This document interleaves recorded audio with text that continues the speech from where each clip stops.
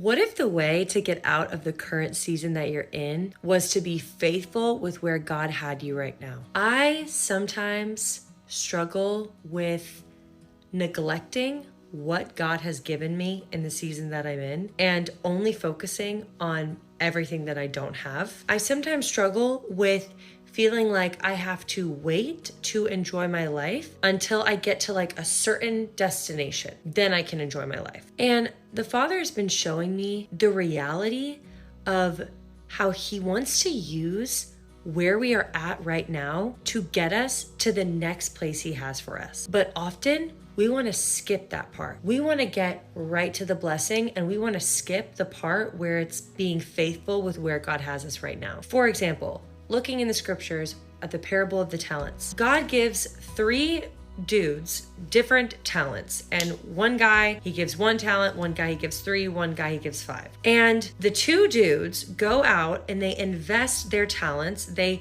use their talents, and they make more talents. When they bring it back to the master's like, well done, you were faithful with what I gave you, now I'm gonna give you more. But then the third man's, he just looks at the little talent that he was given, he was only given 1, he's like really discouraged, so he buries it because he's like, I can't even do anything with this is just 1 talent. So many of us look at the seasons that we're in and we just bury them. We're like, God hasn't given me basically anything. He's given that person 5 talents over there, but for me, He's given me nothing. So I'm just going to bury the season I'm in. I'm just going to be lazy. I'm just going to do nothing with what God has given me. But the Lord, He is not honored in that. Moral of the story is God has put you in a season that He doesn't want you to waste. And He says in His word, for those who actually use what they are given, He will give more to those people. You cannot expect to receive more from God if you have done nothing with what He has already given you. And I know many of y'all are stuck in waiting seasons. It feels like you will never get to the next season. It feels like